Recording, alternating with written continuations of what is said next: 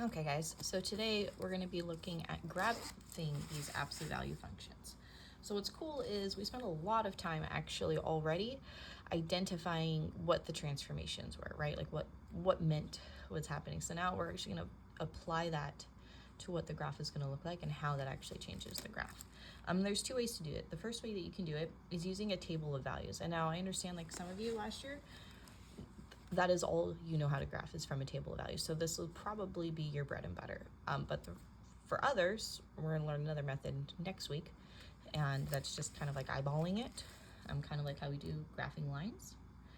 And we're gonna use that to actually graph absolute value functions. So let's go ahead and jump into it. Sorry, I got this shot. I'm filming in the early morning, so it's actually the bar that's doing it. Okay, anyways. Absolute value of x, this is the parent function. So what this means is that nothing's happening to it. This is what it looks like originally, and we actually will often refer to it as the OG function. Okay, so absolute value we know is the distance the number is away from zero. So if I were to fill out an equation for this table, I would say -2, and I would take the absolute value of -2. The absolute value of -2 is 2. I'm going to do the same thing with all of these values because I want to get an idea of what this graph is going to look like. So I'm going to do the next thing, absolute value of -1. And that's going to be 1. Absolute value of 0 is 0. Absolute value of 1 is 1. Absolute value of 2 is 2. So my input was -2, 1, -1, 0, 1, 2, and my output's 2, 1, 0, 1, 2. So remember, these all refer to points. So this is the point, -2, 2. This is the point, -1, 1. The point 0, 0, 1, 1, and 2, 2. And because I have points, this means I can graph them. So I'm going to graph them to see what the original function looks like. So putting a point at -2, 2. -1, 1, 0, 0, 1, 1, 2, 2. And I'm going to connect this with a line because I know that if I put more numbers into my equation, it would continue this pattern. Okay, so this is what we call the parent function. This is what the function originally looks like before I move it left, right, up, or down. So some things to notice. I notice that it starts in the center, right? I also notice that it goes up 1 over 1 each time as we go off in different directions. So, and that's mirrored on the other side, up 1 over 1. And it makes a V shape, right? So this is what all of our graphs should look like. They're just going to be transformed, which means they're going to be shifted, stretched, maybe reflected. Okay. To kind of tie it all together, I want to find what the domain and range is of this function. So for the parent function, the domain is going to be from -infinity to infinity. I'm going to go ahead and write that in interval notation. Right, and I know it's -infinity to infinity because it got these arrows on both sides. The range is the lowest point to the highest, so the range is from 0 with a bracket because that's an actual point, right? Remember, it's the point 0, 0, and it goes all the way to infinity.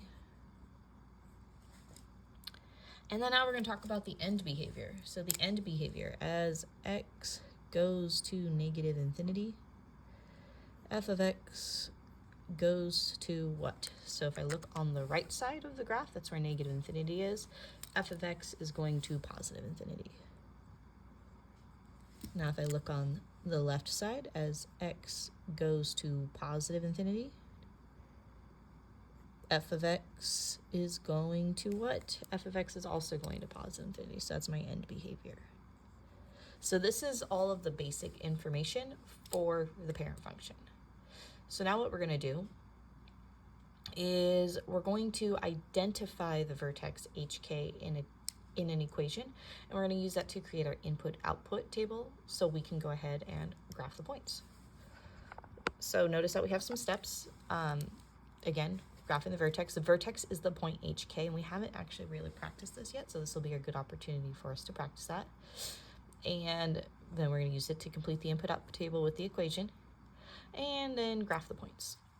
So in this first example, I have x minus 3. So remember, we know that this means that the graph shifted to the right 3. And so maybe some of you are already thinking, how could I shift this graph to the right 3?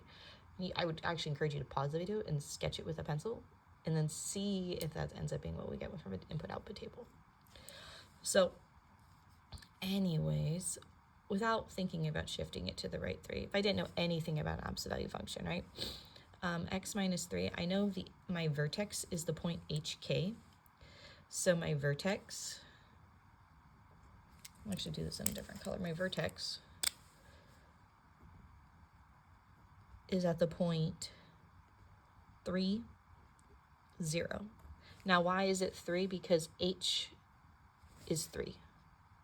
But there's nothing here, which means that K is 0.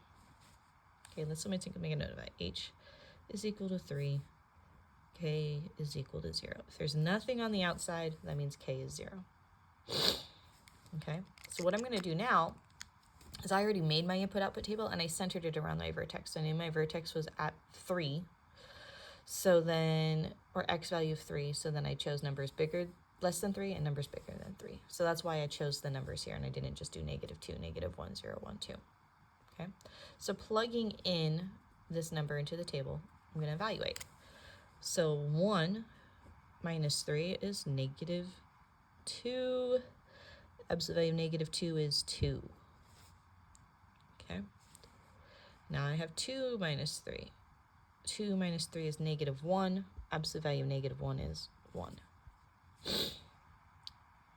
3 minus 3, that's 0. Notice that that's also my vertex.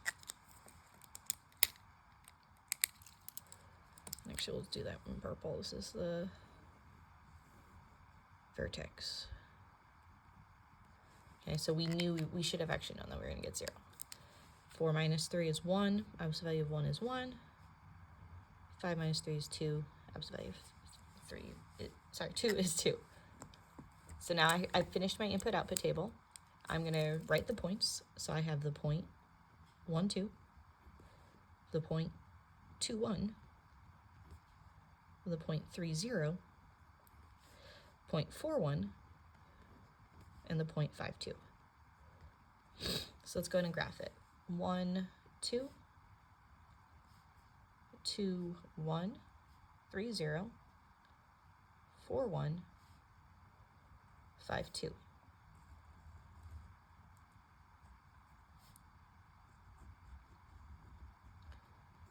And if I look at this graph, remember we talked about last time what that meant. This meant it shifted to the right 3. And look at our graph did shift to the right 3. I took this graph right here, this V shape, and I moved it from the center to the right 3 units.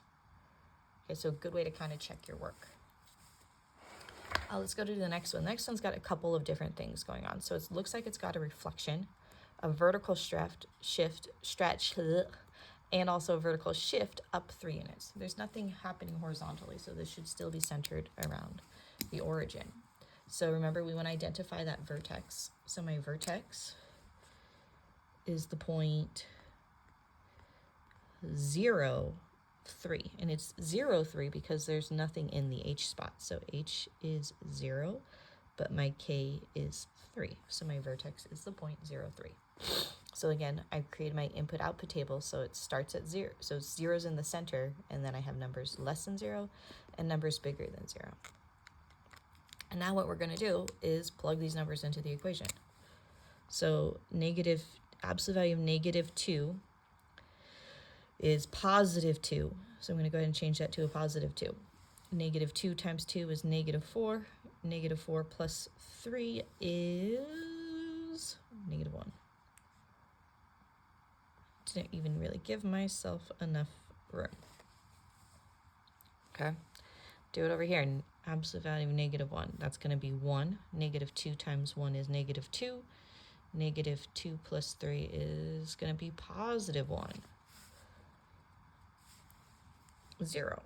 So plug 0 in there. -2 times 0, absolute value 0, 0. -2 times 0 is 0. 0 plus 3 is 3. Repeating it with 1. This becomes -2 times 1. -2 times 1 is -2 plus 3 is 1. And then finally plugging in my last point 2, negative 2 times 2 is negative 4. Well, first of all, Alpha value of 2 is 2. Negative 4 plus 3 is negative 1. So I did that up and down thing that I was expecting it to. So my point is negative 2, negative 1. My next point is negative 1, 1. 0, 3. 1, 1. And 2, negative 1.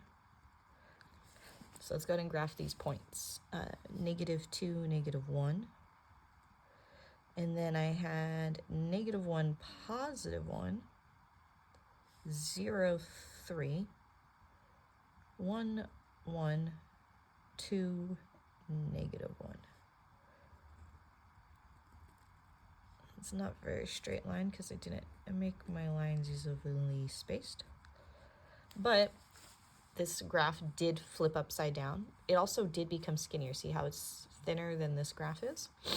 So that represents the vertical stretch. It's becoming longer and taller. And then it shifted up 3 units.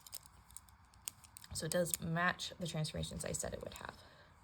So this is how we're going to do it with the table method. Personally, not my favorite method, but I'm teaching it to you because some of you will prefer it to the other method that we're going to learn. Okay? So anyways, as always, if you have questions, let me know. See you guys on Monday.